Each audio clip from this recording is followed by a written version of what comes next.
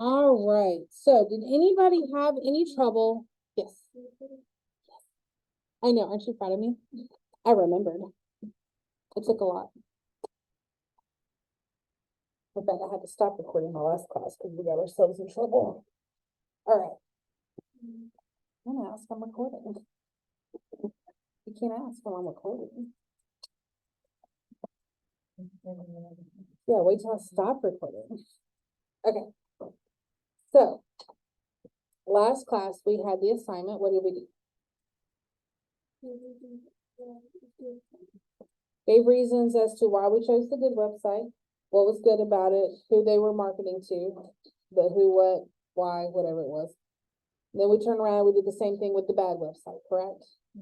Did anybody have trouble figuring out why? Or who, or what, or all the things? Now, some did because you got points taken off. The majority of you did fine with it, right? Okay. So, as we are approaching our redesign, we're going to create a mood board. With this, there's a lot of things we're going to have to think about. So, as we are thinking about redesigning the bad website, I want you to think about the bad website that y'all chose. Speaking of, who in here had chosen Arnold's? Guess who I ran into at the bar the other night? The guy from Arnold's. So I'm sitting there, and this, I want y'all to understand something. So I sat there with him. We're friends, like we hang out a good bit anyway. And I started laughing when I saw him walk in. I was like, "Hey, buddy, come here." He was like, "Oh God," because he knows me. Like he knows I'm silly. I'm like, we have a good time. So I was like, "Come here, have a seat. I need to talk to you." He's like, "What's up?" And I said, "Well, do you remember where I work?" He goes, "You work at Tri-County." And I said, "Yeah, that's right. Good job. I'm proud of you. Do you remember what I teach?" He was like, "No, not really." Because some of the kids that work there like, they go to school here too, but they all they go up in the nursing program. And I was like, "Well, this semester I'm teaching web design." He was like, "Okay." And I said, "Well, right now I'm teaching them to choose good versus bad websites." He was like, "Uh-huh." I said, "Do you want to guess where your website came up at?" And he was like, "Oh no." I said, "Yeah, yours was submitted as a bad website." He was like, "Are you kidding?" I was like, "Mm-mm." Just go up and say, "Hey, my students think the website is shit." That's pretty much what I said. And he goes, "Oh, are you serious?" I was like, "Yeah." I said, "Buddy, can I ask a question? Who the hell is doing your website?" He was like, "Oh man, we paid this guy $1,700. I thought you was about to say like I did. No, $1,700 for that website. If you go pull it up, if you pull up Arnold's website, you will notice that it is a pre-designed website. Basically, they go in, it's a plan that anybody can buy, and you just plug in the stuff.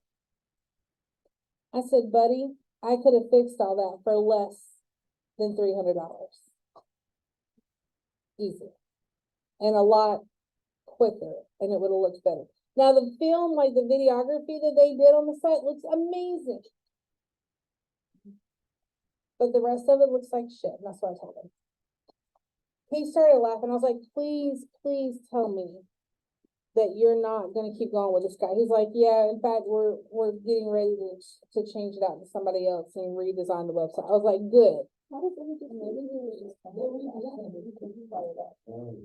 Well, because I pitched a fit on Friday. Do it. Maybe he was just telling you that if you got it out. Oh, I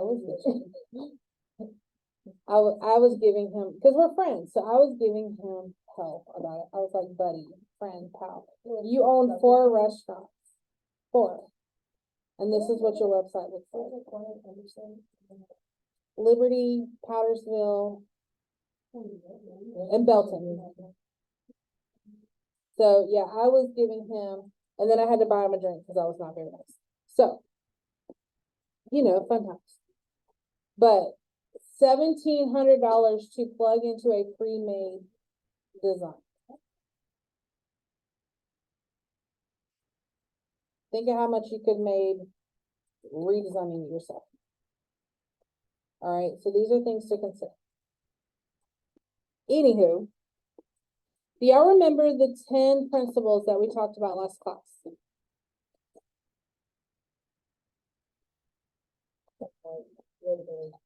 Vaguely, somewhat, maybe, maybe not.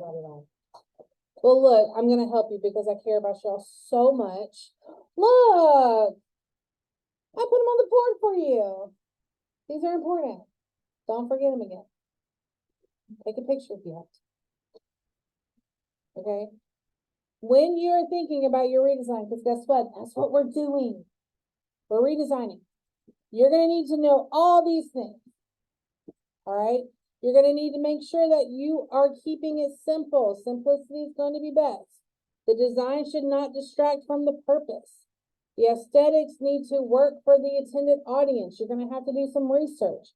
Some of y'all's research could show that you didn't do the research. Please look in your rubrics as I'm grading your stuff to see what feedback I'm giving to you. Do you know that yesterday I spent most of my time with emailing back people that had no clue why they got the grades they got on certain assignments? And there are some people in here who I've had before who complained about their grades, but never actually did anything to fix their grades from previous classes with me. So if you start emailing me at the very end of the semester, I'm not doing anything for you. But if you start trying to fix things now, I will work with you. Capiche? All right. That's cool. That's perfect timing. Okay. So aesthetics, they have to work for the client. Not only do you need to work for the people who are the audience, but you've got to work with the client too, because the audience is not the only people you're trying to please. You have to please the client too, and guess what? The client's the hardest person to work with. Trust you me. Okay? Clients are awful.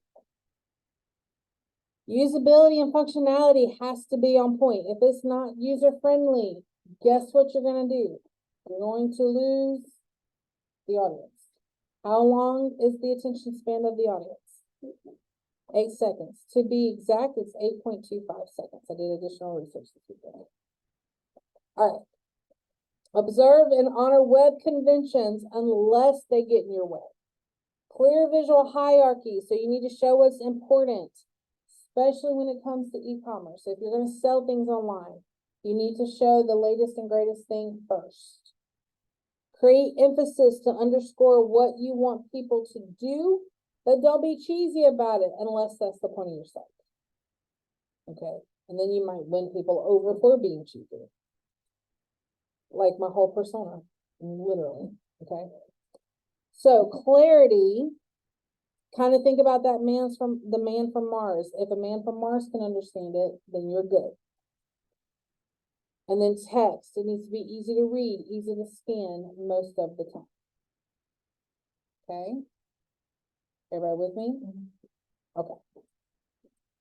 So let's look at some examples. Art Institute of Chicago. Before, their website looked like this. Can you read it? Not really. Not really. So on the old site, and some of this you don't know because y'all can't pull up the old site, but it was a fixed width. So no matter how big or how small it was not going to change. So if it was a large site, fine, I could sort of read the context, but if it was on a phone, I wasn't going to be able to see everything because it was going to be too wide. The navigation used large, semi-opaque drop-down menus. They were huge. 6-slide carousel in the center, so those pictures would go on a carousel. But they never got any smaller. So if I tried to use it on a cell phone, I was not going to be able to. The footer menu in the small font, y'all see that here? Yeah. Link to various pages plus the menu's the museum's open times and social menu social media's profile icons. So the visual hierarchy did not meet or match the user's needs, right? So most of the time, if we're looking to go to the Art Institute of Chicago, what is one of the main things we're going to be looking for? Maybe times, maybe the location, right? These are things that are going to be kind of important, but the menu is where that's all going to be. But on that first page, where was all the menu stuff? It was all at the bottom in the small boxes. That's not really going to help us. Visually, that's not in front of our faces, right? So the second site, the news site here, not only is it visually more appealing, and the opacity is a little bit better, so you can still see the image behind it, but now the white pops against that dark, opaque background. But now the menu has been moved up to the top, so you can see the buttons better, and it's right there at the very top, so you're not having to scroll to find what you need. Does everybody see that? Mm-hmm. Perfect. MailChimp. The before, it was already strong. It was actually a good website overall. But the problem with it, it had no personality. MailChimp is known for their little weirdness, I guess is a good way to put it. They were quirky, is a good way to put it. Okay. They just need to distinguish themselves from other people in the industry. So afterwards, they did this. They did bright yellow.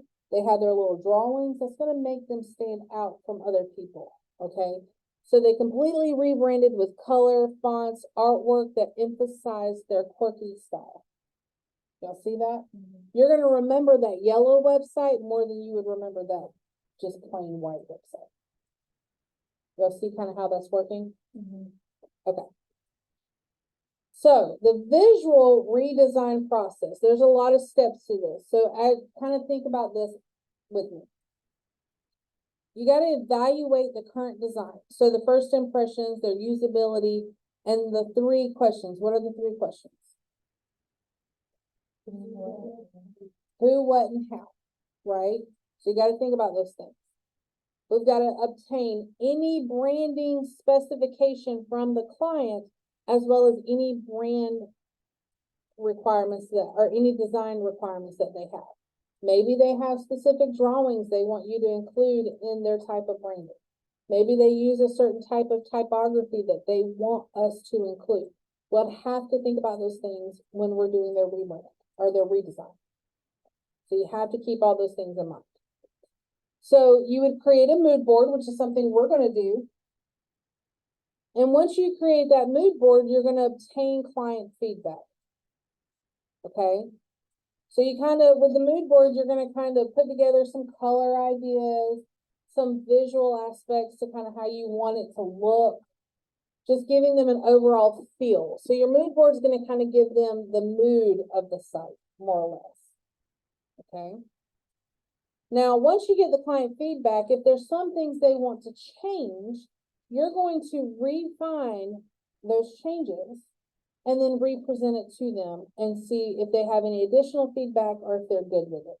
And you're going to go back and forth with them until everything is perfect for them. That might take a few steps. Sometimes they're undecided, and that takes a hot minute. My brother is one of those. I actually gave up on him as a client. I was like, you're going to have to find somebody else. Me and you, no. Okay. Other people I can work with. My brother he talks down to people, and I don't do that. Okay. Plus, his concept is awful. So you're going to obtain the client approval. Make sure that you have that in writing. This is approved. Okay.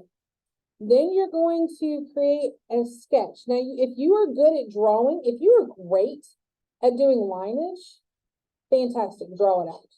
My lines are horrific. So I always do my lineage on like Illustrator. I never do it on a drawing because my lines are awful. It looks like a child drew it, okay? So I'm going to create a wireframe, and a wireframe is literally just boxes and lines. There's no color, there's no illustrations, there's no pictures, no words. It's just boxes and lines to show where your images would be, where your logos might be. and where your text will be. But it's just black and white lines and boxes to show them a basic skeleton of what the site will look like. And you're going to, once again, go back and forth with the client until they are approving everything that you are laying out for them on the site. Okay? Any questions about where we are here? Everybody kind of with me? Okay. Y'all were so much quieter than my first class. We didn't even get this far. We were still at the first page. Still at this point. Okay.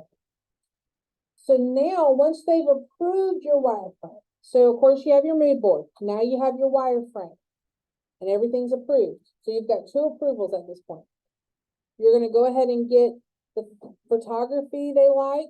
You're going to get the illustrations, logos, icons, any content that they want. And you're going to start plugging this in to your design. Okay. This is where we create a mock-up or a prototype. Now, a mock-up, the difference between a mock-up and a prototype, a mock-up is a visual demonstration that does not work at all.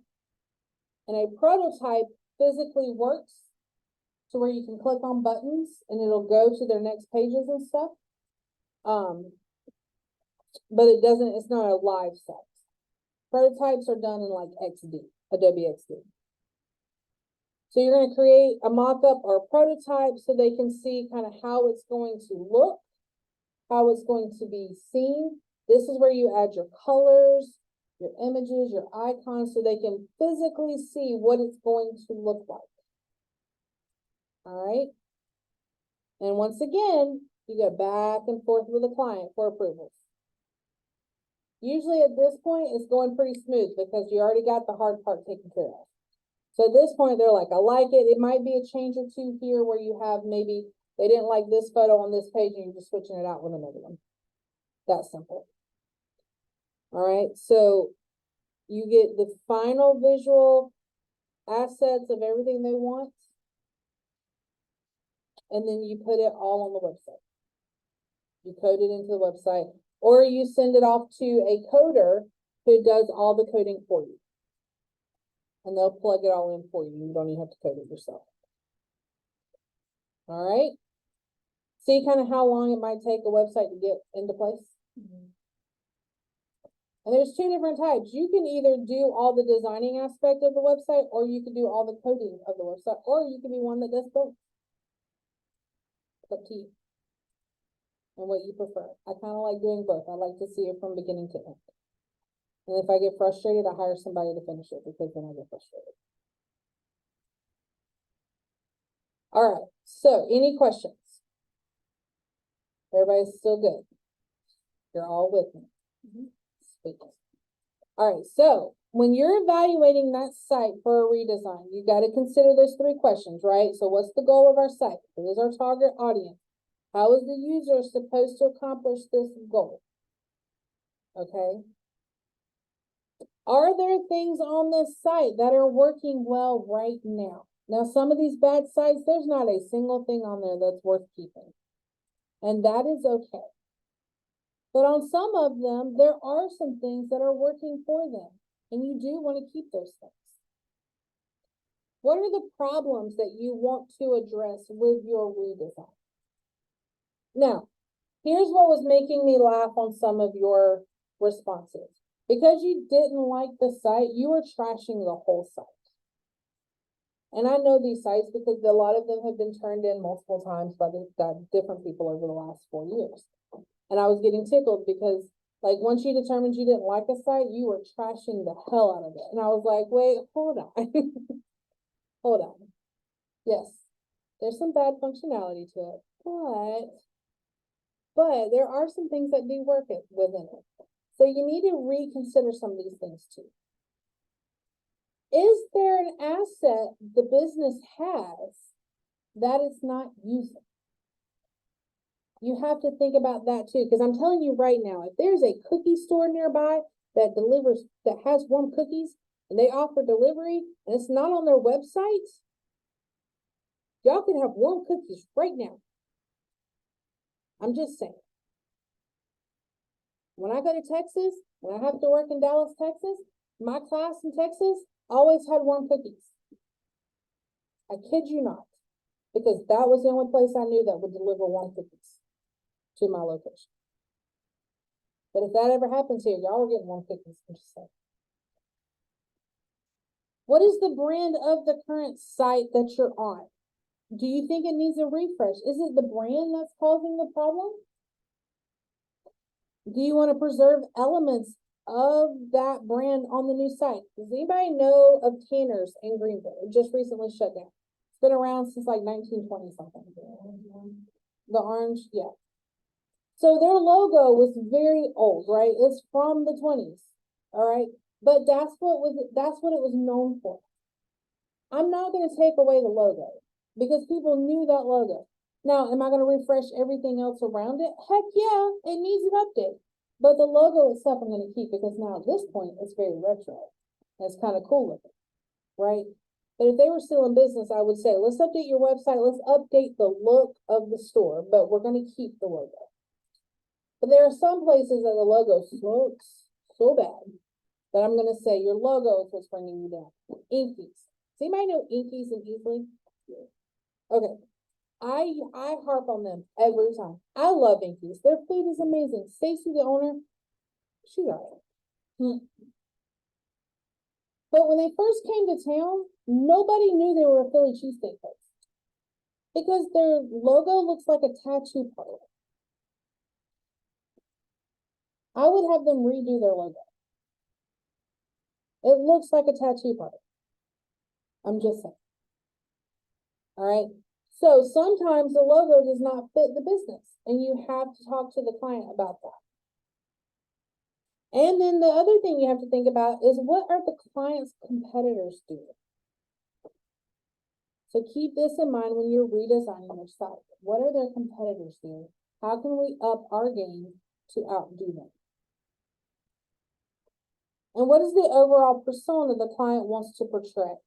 And does the website match that? So if my website looks very formal, very professional, but you come to my office and I'm in what I'm wearing today, you know, combat boots, jeans, and a t-shirt, and I'm like, hey, what's up? How you doing?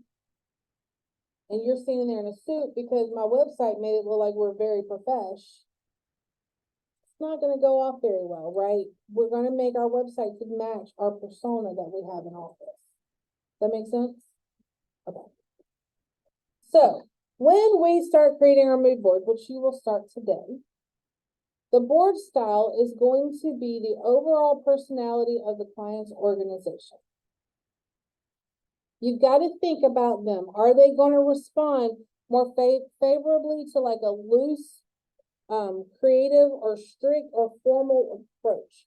So some, like if I go to Graphic Cow, I could be very loose with my mood board to them because they're creative minds. All right.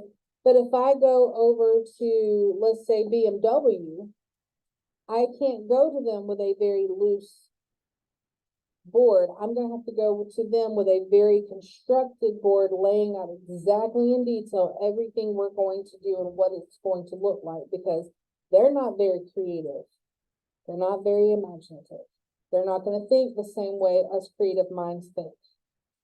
You understand? Creative minds, and this blew my mind the first time. I mean, completely like I went, oh, the first time I realized it. Do you know that most people who are not creatives do not think in color? They don't think in voices. They don't think in narratives. They don't have songs playing in their heads all day. Did y'all realize that? There's no visuals in their head. There's just thoughts. That's it. Whereas, like, I'm literally playing a Kesha song in my head right now as I'm talking to you. I kid you not. All right. And it's constantly, there's always a song in my head. And there's always, like, in my mind, I'm playing out, like, what's going to be happening later at my house because me and my kids are probably going to get into a wrestling match later. You know what I'm saying? Like, I have these visuals, and then, like, over here, there's a song, and then over here, there's a visual of me and my kids wrestling and me winning because I'm like that person. I'm not gonna lose to my kids, like they're gonna have to learn to fight. And then over here, I'm having a conversation with my husband about how I'm gonna win, what we're gonna do for dinner, and I've gotta figure out, my strategy for how we're gonna win for dinner. But most people don't think like that. Most people would sit in here and not think at all, except for what I'm saying. How many of y'all are thinking about other things than what I'm talking about? Right? It's okay. You can raise your hand. I get it. I'm a creative mind too. We don't think like that. Majority of the people you talk to don't think like us. And you have to be aware of that. So when you start going, oh, I have this grand idea. So I'm thinking like bright colors and tropics. Those other people are like, what? They're not thinking like we are. They're not thinking palm trees and sandy beaches. And they're thinking stand up their ass and crabs. They're not thinking like we are. So you have to keep those things in your mind. I'm going to show you some examples in a minute. Your contents are going to have to show these things. So you're going to have color palettes, we can't say this word like 500 times earlier, so we're just going to skip it. You're going to have typography examples. You're going to have textures, patterns, photographs that might kind of meet the ideas that you have. You're going to have other things like button styles, maybe some icons to kind of give them an example of like the look you're wanting to go for. Some menu choices, logos, anything that's going to give them an example of what you are thinking about. And then you have to determine how much your client might need to see. Creative minds don't need to see as much because they're going to run with a small idea you have and go off the deep end with you. They're going to jump in both feet first. My best friend, Casey, spit an image of me. Me and her like two peas in a pod. I can throw one concept at her. She's going to dive right in with me. She doesn't care. My analytical friend over here is going to bucket everything I say because she cannot think on the same level as me, right? We're going to fight. I can guarantee you 9 times out of 10, she's my best friend. We're going to fight. I'm going to say, hey, I really think we should paint this wall. I'm going to do a mural. Why would you do that? Because it'll be beautiful. But that's stupid. No, it's not. My kids will love it. But what kind of paint are you going to use? Because they'll start feeling, don't you worry about that. I'll figure that out. What kind of mural you're going to do? Because they're going to grow out of it in 2 years. No, they're not. Because it's going to be badass. Don't worry about that. You don't even know how to paint like that. You don't know that. Right? This is going to be my friend barking in my ear over here. My friend Casey's already over here, has already bought paintbrushes. Like she's already gone to Hobby Lobby, got all the stencils we need. Doesn't have a clue what we're doing, but she's bought all the things, right? She is full 100% on board. Probably has paint in my carpet already, right? She's down for the ride. She doesn't care. She drove 6 hours for painting. This one who lives like 30 minutes from me is probably grabbing the paintbrushes from us going, you guys are stupid. What are you doing? It's going to be fine. This person cannot see the vision. We can. So you have to think about that when you're working with people. These people are not going to see your vision until you literally lay it out in freaking front of them on a piece of paper and say, look, it's right here. And then they're going to go, oh, that's beautiful. No shit. I've been saying that this whole time. Oh yeah, you're right. Yeah, I am. Thanks, creative minds, So you have to think like that for them. So here are some ideas. These are mood boards that you can do. So some people do the minimalist type mood boards. Not one of my favorites, but I'm also not a minimalist type person. Okay, my home might look like this, but my art room does not by any means look like this. Okay, so you're going to focus on the tone and feeling. You're going to include examples of types of images that would be used. Your palette's going to imply the type of imagery. Your typography is going to be represented in the headings and links that you're including. For some clients, this is going to be enough. Like a realtor, this would be enough for them. Okay? Especially if the site is going to be simply undergoing a very small refresh. Now, a minimalist plus. This is where you're gonna kind of maybe emphasize a tone and feeling, but you're gonna add a touch more color. It's not gonna be as muted. You're gonna have a little bit more imagery that has some variety. You're gonna include some textures. And then your typography samples are gonna be a little bit more specific to the type of site. So if you're gonna do like sandy beaches, your typography is gonna be a little bit more exotic. Okay? Your detailed informal, this is more my style. There are gonna be more specifics on the colors, textures, typography, illustrations, and photos. Still provides a strong sense of look and feel, but it's gonna be well organized and practical, and it requires less imagination from the client, which means less back and forth for you. Because I care for y'all so much. This is coming from experience. Trust me. But it also maintains a little bit of a creative spark where you still have some freedom, okay? This is another one of my favorite, the loose formal. Covers all the elements of the design. It's less about creativity and kind of provides some more concrete examples. And it really focuses on your colors, your icons, your typography, buttons, text fields, things like that. You can kind of start getting an idea of what the site would look like here without it being like a full site. But you're starting to kind of lose that feeling in the tone. Okay, you kind of see where I'm going with this? Now, this actually works for people like corporations, BMW type people. A detailed formal, it's highly formalized, it's about specifics rather than feel. You're gonna have it's gonna cover like colors, typography, textures, some design elements, and it's gonna be more appropriate for some businesses, okay? Kind of see the differences popping up with like your informal versus your formals. Okay, now some people actually really like this one. I actually do like this one too, but I kind of get this one mixed up sometimes because then you kind of go back and you do your wireframe, and that can confuse your clients. I don't use this one as often. So this is what we call a mock-up formal. This demonstrates elements as they would appear on a site. So this is also highly formalized, but you can already feel the tone based on the design. And this is also great for businesses that are doing a refresh, but still keeping their overall layout. And this is also a possible interim step between your first mood board iteration and a full mock-up. Okay, kind of see that? All right, everybody with me so far? Let me show you the one I despise. And I'm begging you, please never, ever, ever, ever, ever, ever, ever use this one. I beg of you. Oh, yes, Pinterest method. I don't mind Pinterest.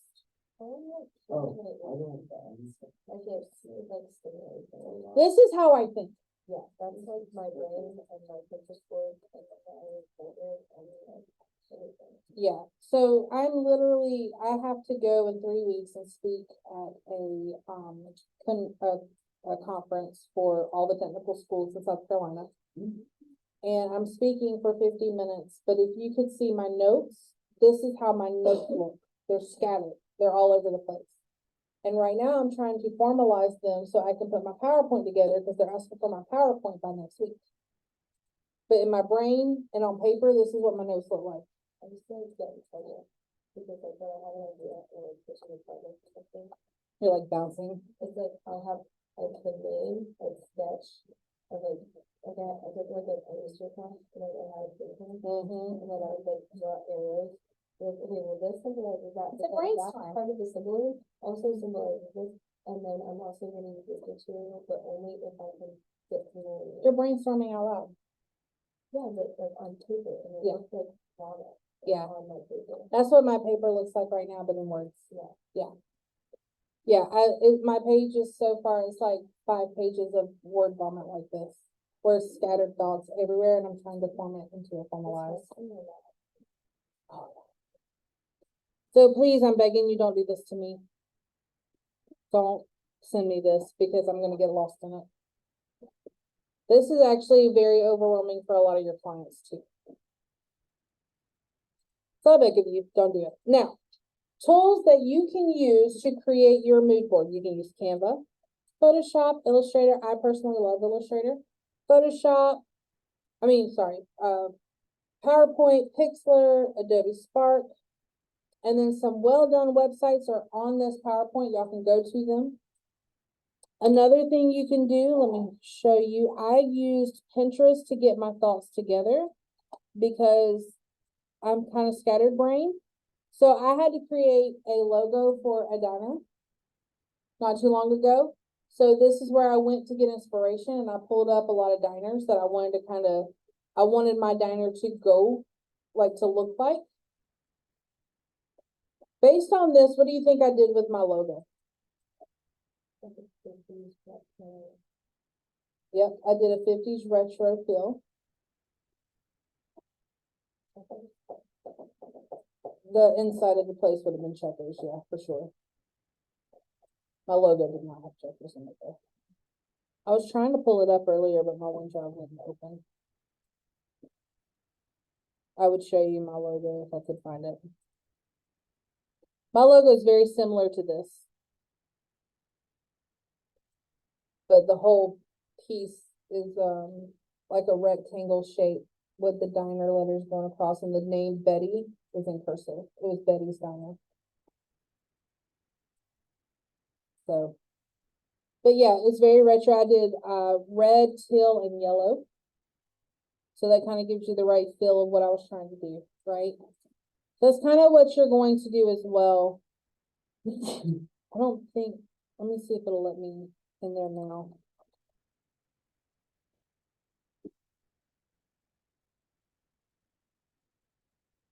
Because if it does, I might even have my mood board where I put it all together.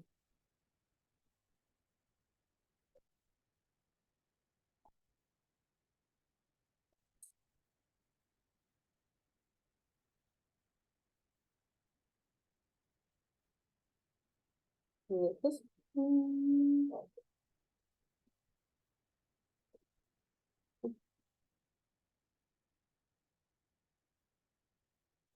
Yeah, here it is. Hold on. Maybe. Slow as I'll get out.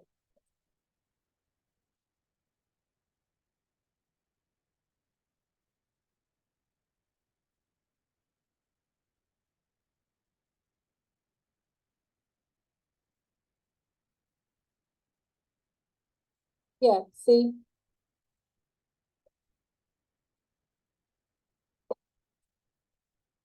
So that's how my logo ended up looking.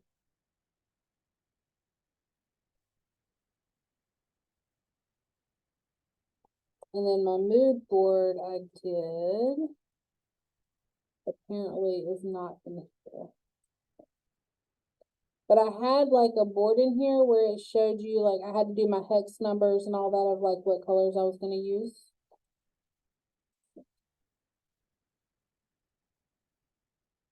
But you kind of see how that would go. You're going to do the same thing, but instead you're going to do it with a website. So what you guys are going to do is on a sheet of 8.5 by 11 or similar, you could do a square if you wanted to. You're going to put the name of the website you're redesigning, a proposed color palette with at least 3 colors, and you need to include the name of the colors or the hexadecimal code for each one. You know, that's that hashtag, and then like the 6 letters or numbers that it includes. An example of the typeface you want to use for the heading, an example of the typeface you want to use for the body type, and then 3 representative photos or illustrations that give us a concept of what you want the site to feel like. It doesn't have to be images of websites, it just needs to be images of the type of things you're wanting them to feel like. So if you're doing, you know, a website for vacation stuff, you might do things like mountains or beaches or something like that, or whatever. If you're doing a redesign for, somebody throw out one of the ones you're reading. A fashion website, you might put up different pictures of certain runways, fashion type things, okay? Now, once you're done with that, you can add more images if you want to. You're gonna write a brief statement in the assignment comments explaining why you chose what you chose. And then you're gonna save your mood board as a JPEG or a PDF and attach it to the assignment. All right? Any questions for me? Yes, no, maybe? Everybody pretty confident with this? All right. Let me know if you have any questions, but you can either do that for the rest of the class now, or it's not gonna be due until before class on Thursday. Do you have time to work on it now, or you can just wait and work on it before class?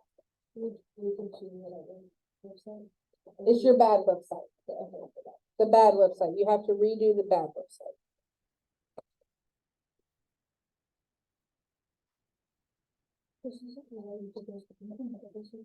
Yeah.